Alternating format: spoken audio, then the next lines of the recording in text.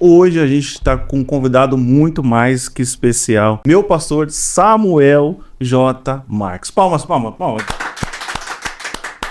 Pastor, seja bem-vindo à sua casa. Que alegria, Alice, poder ter esse momento com você aqui nesse podcast e falar alguma coisa boa, não só da minha vida, como Glória a Deus. Do que nós estamos vivendo, né, nos dias atuais. Pastor, como que anda a vida? A vida está boa, né? Disse um árabe que temos que viver a vida como se fosse o último dia. Né? Então, a vida tem que ser vivida. Então, viva a vida como se fosse o último dia. Então, tudo de bom que eu quero para aquele dia, se eu quiser comer uma comida boa, eu vou comer. Eita. Se eu quiser passear, eu vou passear. Se eu quiser fazer algo que venha a ser bom para mim, então eu tenho que viver a vida. O tempo passa muito rápido. E o tempo passa rápido para todos. Todo mundo, né, pastor? Quando você menos espera, você está ficando mais velho e sem nenhuma perspectiva de algo melhor lá na frente. Pastor, hoje a gente tem 56 igrejas no campo, né? Isso mesmo? Não, com subcongregações, 60 igrejas. 60 igrejas no campo.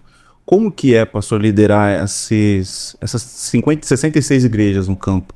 Porque assim, quando a gente fala de liderança, de pastor-presidente, a gente tem que entender primeiramente que é um fardo pesado, não vamos ser sinceros, que é um pouco difícil, porque você tem que ter muita cabeça, uma cabeça muito boa, entender o seu principal propósito, entender que as pessoas também precisam de você. Na verdade, liderança, a arte de liderar não é para todos. Exatamente. Não é para qualquer um. Né? Disse um escritor, Dr. Nicholas Murray, havia 3 tipos de pessoas no mundo. As que não sabem o que está acontecendo, as que observam o que está acontecendo e as que fazem as coisas acontecerem. Esta é a maior marca que detém o dom da liderança. A arte de liderar. Né? Porque tem pessoas que só observam e tem outras que fazem as coisas acontecerem. Exatamente.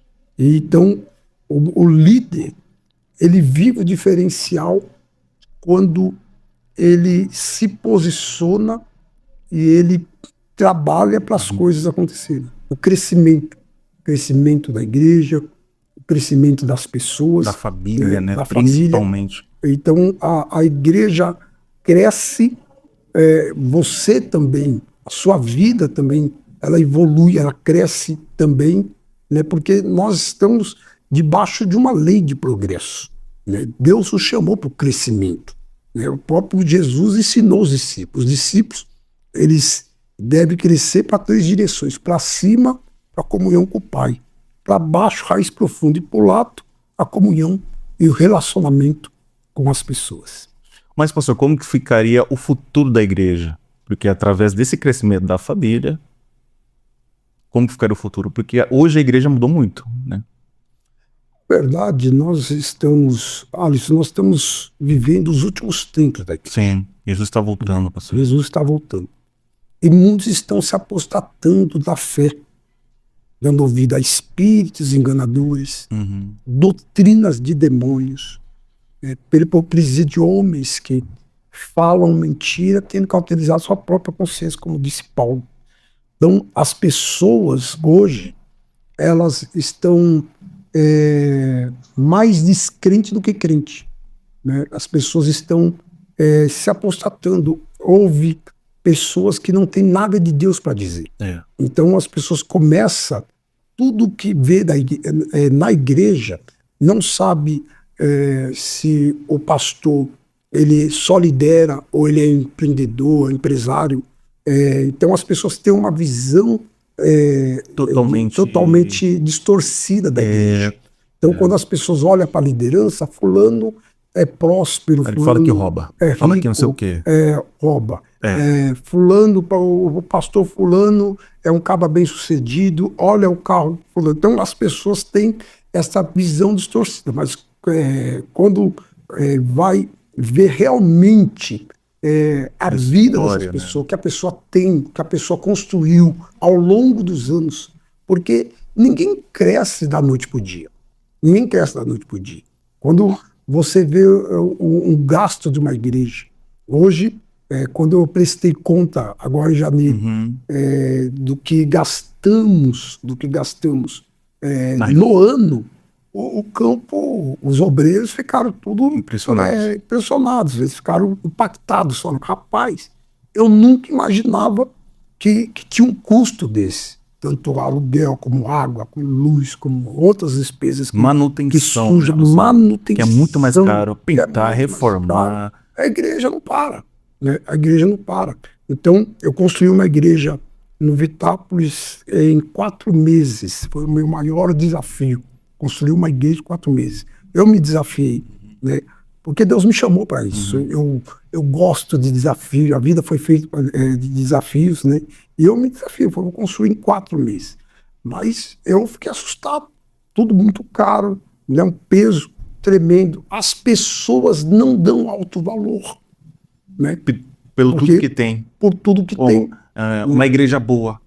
Exatamente. Não, você pode oferecer bancos bons, né, pastor? Porque antigamente era tudo de madeira, lembra? Ou melhor. O melhor. As pessoas não dão pleno valor para o reino, né? Então, quando as pessoas veem o desafio de liderar uma igreja, é algo que não é para qualquer um, não. Não é chegar ali e abrir uma igreja na esquina. Exatamente. E falar, eu sou um grande líder. Não. É chamado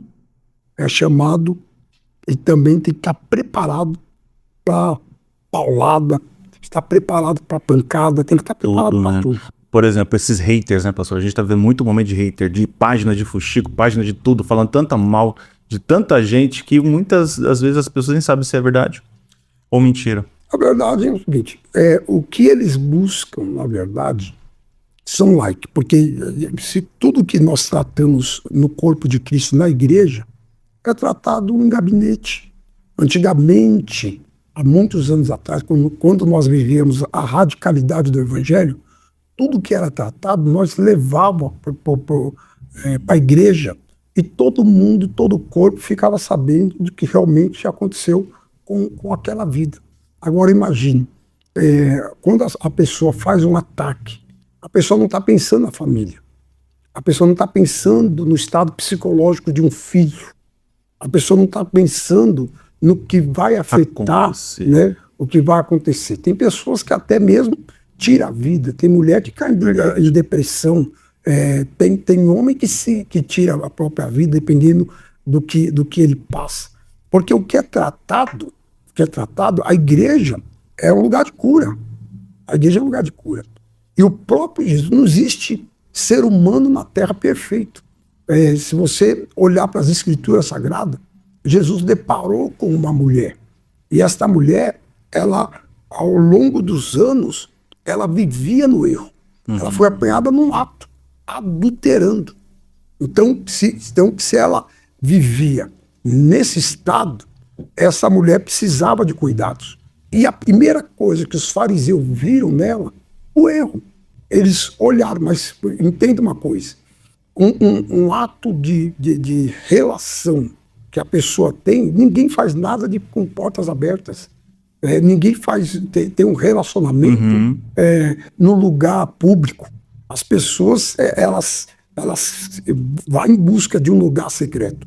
Então, como realmente esses homens enxergaram nesta mulher o erro que ela tinha cometido. Então Jesus olhou para o erro deles e disse, se vocês não têm nenhum pecado, atira a primeira pedra. E todos lançaram as suas pedras.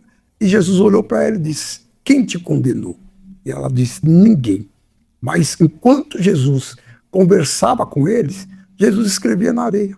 Então tem coisas que não precisa Jesus expor a vida das pessoas. Tem coisas que Jesus escreve na areia.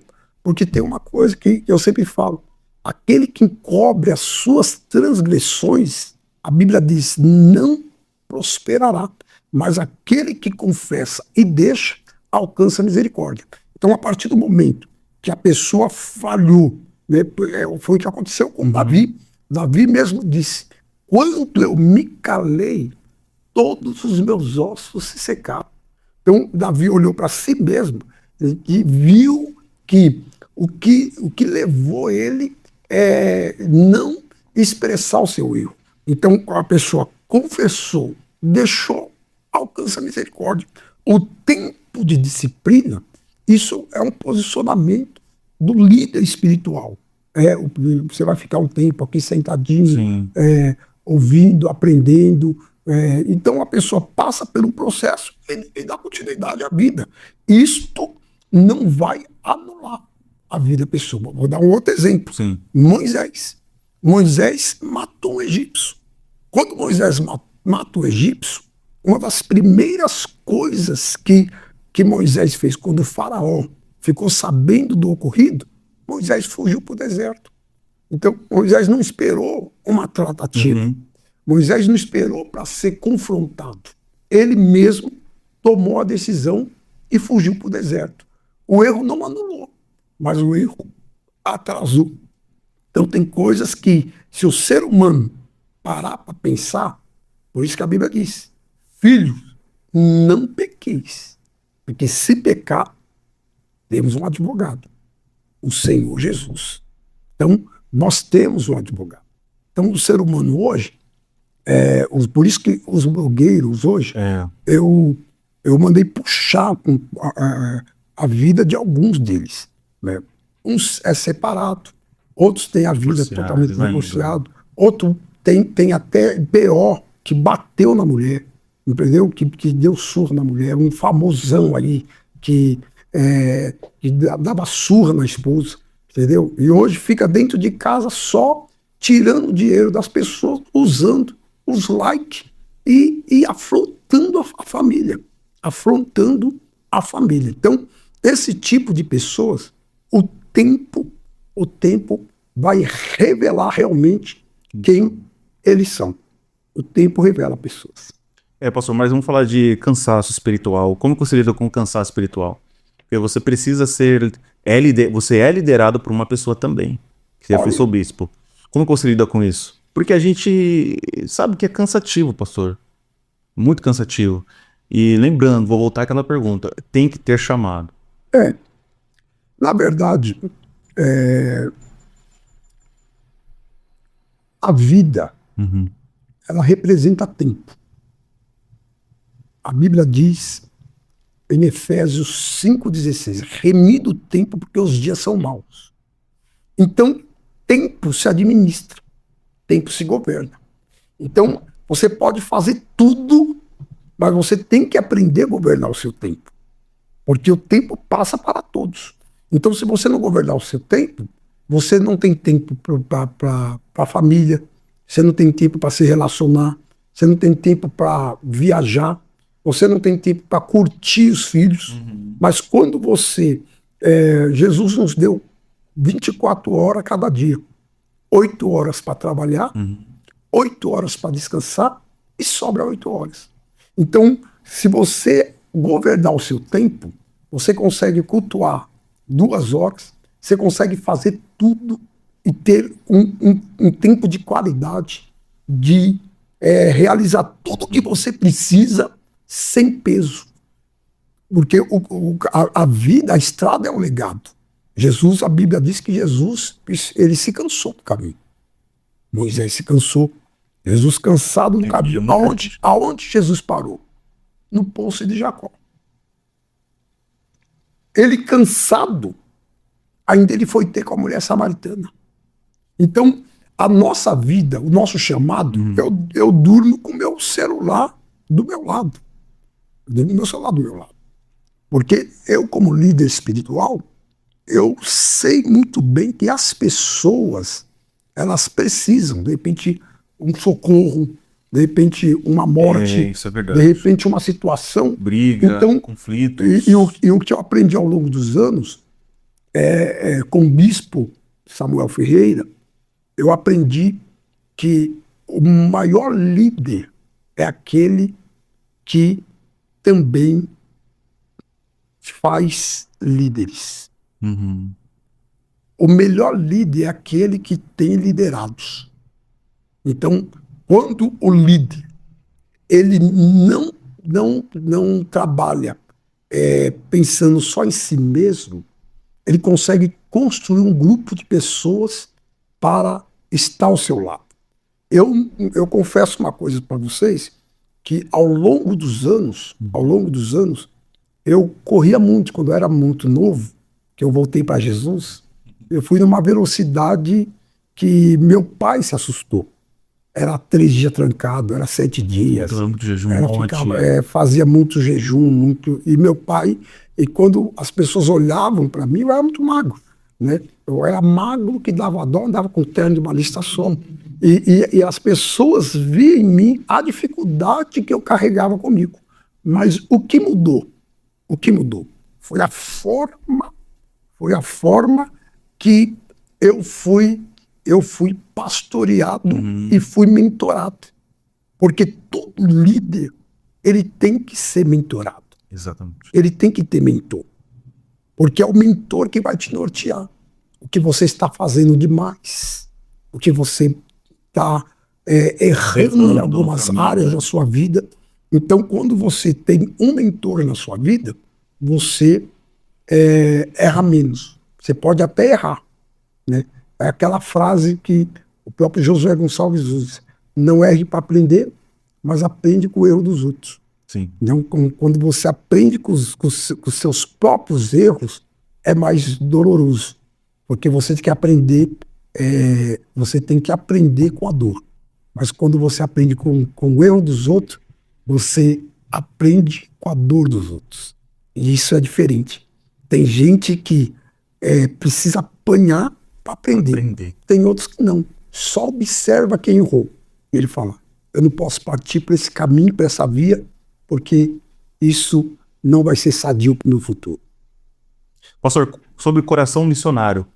Recentemente o senhor voltou da África. Como que é um coração? O que um cristão não pode esquecer? Alisson, um coração missionário. Todos nós sabemos desde cedo que missão está no coração de Deus, né? Quando a Bíblia diz lá em Atos 1:8, e semeis testemunha tanto em Jerusalém, Judéia e Samaria, até os confins da terra, nós fomos chamados para ser uma testemunha de Jesus, não só em Jerusalém. Foi chamado para ir para os confins da terra. Então, quando você depara com a missão e a necessidade das pessoas, quando eu fui em Moçambique, que mal eu comi. Sério, professor? Mal comi. Nós tomávamos café. É uma refeição só por dia, né? Nós tomávamos café, não almoçávamos nem jantava. Teve um dia que nós voltamos da ilha de Inaca, aí nós almoçamos na volta, quando nós voltamos, e aí almoçamos num lugar, né, nós não tínhamos muitas opções, porque o missionário que estava lá ele também é muito limitado, não tinha carro, e a dificuldade que ele vivia, para você ter uma ideia, nós fomos de lancha até a ilha de Inhaca, 1h30 de lancha. De barco é 2h30. E muito difícil a necessidade. Só que quando você depara com a missão, você olha para você mesmo e diz assim: ó, eu não sou crente não. Porque as pessoas adoram a Deus. Eu fui na África agora, na Angola, e tivemos lá no Congresso Missionário. Você percebe, você vê as pessoas adorando a Deus. Totalmente diferente daqui, né, pastor? Com intensidade, com uma entrega. E a África tem dois lados. Tem o lado bom da África. Obscuro. A África é rica. A África é rica. Então, se você... só que o que prejudica a África são governo. Corrupção, né? São governo. Então, quem é rico é muito rico. Mas quem é É pobre muito pobre. é muito pobre. Então, e nós vivemos isso em todos os países. Se você for nos Estados Unidos, você vai encontrar pessoas pedindo esmola, esmolé. Se você for aqui no Brasil, tem vários pontos no Brasil que você vai encontrar do mesmo jeito. E na África é a mesma coisa. O problema da África é que aqui nós temos oportunidade. Quem quer crescer, cresce. Quem não quer crescer, fica no anonimato e não cresce. Esse é o maior desafio missionário. Na Europa, quando eu estive com o bispo, a bispa, também vimos na Europa os desafios, né? O europeu, ele pensa muito no dinheiro e ele não quer servir a Deus. Na época de John Wesley, de Spurgeon, Charles Spurgeon, era diferente, porque eles ganhavam, né? O Spurgeon, ele construiu uma igreja para 5.500 pessoas lá no sul da França, né? E fez a diferença. A sua mulher, ela sofria porque ela teve filhos gêmeos e ficou inválida. Então ela cuidava de todo o trabalho do seu marido na cama. Ela cuidava de todo o trabalho do marido na cama, diante de uma grande dificuldade, de uma grande provação.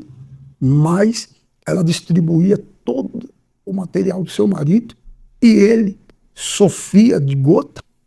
Ele sofria de gota, também sofria de depressão, Spurgeon sofria de depressão, mas o tempo teve a curando. Ele tinha 27 líderes, só 7. Quando ele entregou o projeto para os seus líderes, só ficou com 7 que acreditou na visão, acreditou no projeto dele. Então, quando se trata de missões, não é fácil em lugar nenhum. Europa, África, Estados Unidos, todos os lugares, né? Nós trabalhamos muito com brasileiros, né? E hoje tem muitas pessoas que não trabalham só com brasileiros. O bispo comprou uma igreja, a sede mundial, lá em Ocala, e ele está trabalhando com as 3 línguas, né? Com hispano, com americano e com brasileiro. É visão. Eu sempre falo que visão é a arte de enxergar possibilidade onde os outros só enxergam dificuldade. Repete, pastor, vamos lá. Visão. Visão é a arte de enxergar possibilidades onde os outros só enxergam dificuldade. Mas pegando esse lado da sociedade, da visão, como que a igreja hoje, pastor, pode ser mais relevante na vida das pessoas? Porque hoje está muito difícil, às vezes até você evangelizar. Eu sei que muitas coisas mudaram. Hoje teve muita gente falar que a gente está vivendo em outros tempos. Mas não é como, por exemplo, daqui 10 anos atrás. Totalmente diferente hoje. Totalmente diferente hoje as coisas. O que mudou muito foi a era da informação, né? A tecnologia. Hoje temos Facebook, Twitter, Instagram, temos vários meios de comunicação, YouTube, vários meios de comunicação que as informações elas chegam mais rápidas hoje das pessoas. Então, o número de desigrejados dobrou pelo fato das pessoas querer cultuar em casa. É muito cômodo as pessoas não ser ofertante, não ser dizimista, não estar sobre autoridade espiritual, não obedecer um líder, né? Ele cultua, ele ouve uma palavra, fala que é crente, né? E ovelha sem pastor é ovelha desgarrada. Toda ovelha precisa ter um pastor. Se eu não tivesse um pastor na minha vida, se não fosse alguém para me conduzir. Hoje, eu que saí do crime, do tráfico de drogas, Deus transformou minha vida. Não sei o que seria de mim, eu não estaria aqui não, fazendo podcast. 2 de fevereiro a gente teve uma perca muito triste, foi o Brasil, foi a morte da bispa, né, Bispa Keila. E muitas pessoas estão falando muitas coisas, que às vezes a gente nem sabe se é verdade ou é mentira. O que de fato, pastor, aconteceu? Na sua visão, que o senhor sabe, tá? A bispa, ela infartou. Então, o fato, eu sempre falo que contra fato não há argumento. As pessoas, às vezes, especulam por dois motivos. Primeiro, não saiu uma nota antes porque o bispo estava em voo. Estava em voo. Abalado. Os Estados Unidos estavam em Orlando e eu corri, eu recebi a informação, corri para o aeroporto. Eu cheguei no Brasil 7h30 da manhã. O bicho chegou 11 da manhã. Então, imagina a pessoa dentro do voo, sem internet, Sem comunicação, sem nada. comunicação. Como eu vou dar uma nota se a minha mulher faleceu e eu não vi o corpo, não sei Sabe o que aconteceu? do fato, né, real do ocorrido, e eu vou para a rede social falar, olha, morreu disso. Não. Primeiro, vão chegar, o médico vai constatar o que ocorreu e depois vai dar o laudo e acabou. Quem dá o laudo não é o pastor, quem dá o laudo é o médico. Então, a bispa, ela deixou o seu legado, deixou a sua história. Ela sempre vai estar viva nos nossos corações pelo fato de nos liderar com excelência, no carisma, no cuidado, na forma de lidar com as pessoas. Isto, ninguém nessa terra tem como tirar. Ela parou o Brasil, parou o mundo. Todas as pessoas se comoveu com a morte de uma mulher de 52 anos. Foi muita gente que comentou, né, pessoal? Bolsonaro estava lá. É interessante até a gente olhando no dia do velório, muitas igrejas, né, pastor, estiveram falando, participando na última homenagem. O que, na verdade, o que mais entristeceu foi a especulação e a forma que os blogueiros, Exatamente, que os blogueiros, eles se posicionaram. né? Isso trouxe um sentimento muito ruim, por dois motivos. Se trata de liderança. Bispo Samuel Ferreira é a maior liderança dessa nação. Ao longo dos anos, o bispo já fez coisas extraordinárias. Pessoas que estão debaixo da cobertura ali são... O bispo Manuel Ferreira ainda está vivo, mas tem deixado um legado. O bispo Samuel Ferreira está dando continuidade a esse legado. E a bispa era aquela, como diz a Bíblia, né? O cordão de 3 dobras. Eu viajei com eles, tá doido. Era uma harmonia, era uma comunhão, uma alegria. Eu tive o privilégio de passar o Natal, o Ano Novo com eles. A comunhão, a interação, o afeto, o carinho, o diálogo. Era um cuidado fora do comum, um para com o outro. Então, o que as pessoas falam, porque não convive. Quem convive, vê de outra forma. Agora, quem não convive, eu confesso para vocês, eu comecei a viajar com 22 anos para cá. Nesse período, as viagens que eu tive a oportunidade para entrar nesse grupo seleto, né, de 3, 4 pastores, nessas viagens, foi marcante para mim, para o meu ministério, e ver a forma que ele tratava os missionários, a forma que ele lidava com as pessoas.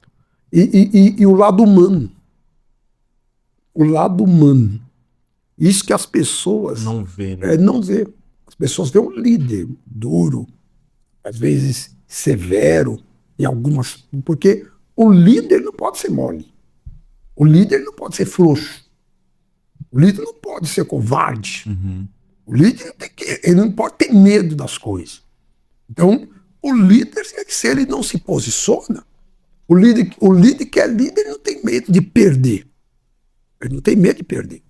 Porque a forma que o próprio Deus foge a ele para grandes enfrentamentos. Então, na guerra, no conflito, é como Davi. Davi foi forjado para não ter medo. Ele fugiu de Absalão porque ele quis. Ele fugiu de Absalão para proteger Israel. Só para proteger o país. Só para proteger o seu povo. A família, então, o povo. Então ele disse, vai ter um derramar de sangue muito grande. Então o que a Bíblia fala? Que ele sumiu. Ele fugiu como a pomba. Quando foi ver, ele estava do outro lado. E ali ele colocou pessoas que tinha palavras de sabedoria para confrontar as palavras de Ahitofel. Que Ahitofel era o conselheiro. E tem uma coisa, dependendo de quem está te aconselhando, tanto pode te levar a te subir de nível como te derrubar. E até os dias de hoje, há 19 anos atrás, foi a primeira vez que eu sentei de frente com o Bispo Amalfeito.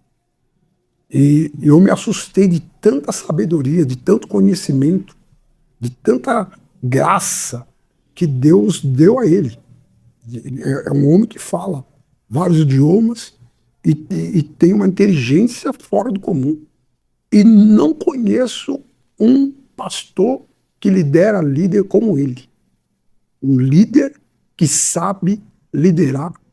Porque líder não é fácil. Exatamente. Tratar com liderança difícil demais. É uma das tarefas mais difíceis do mundo. Só que o Ministério de Madureira hoje tem milhares de templos próprios. Não só milhares de templos próprios. Um dos maiores, né, pastor da Assembleia de Deus. É a maior. A É a maior. E amo o meu ministério, amo o meu líder, e eu sempre falo, mexeu com ele, mexeu comigo. Mexeu com todos. A Assembleia de Deus tem um lema, mexeu com um, mexeu com todos. Mexeu com todos. Então, esse tem que ser o posicionamento de quem está debaixo de uma cobertura. Porque se você não protege o seu líder, você não merece estar perto dele. O líder que não protege o seu líder não é leal. É por isso que Davi tinha Abisai. É por isso que Davi tinha pessoas de confiança ao seu lado. Uma certa feita, sabe que Davi disse para Salomão? Salomão, não confia em Joabe. Por que não confia em Joabe? Porque Joabe matou Abner com a lança e matou Absalão sem a ordem de Davi com a lança. Então toda pessoa que não é fiel, ele cria a tragédia com a lança. Por isso que nós temos que tomar cuidado, porque se você não tem proteção, todos os ataques são favorecidos. E quem ganha? O diabo. E o reino só perde.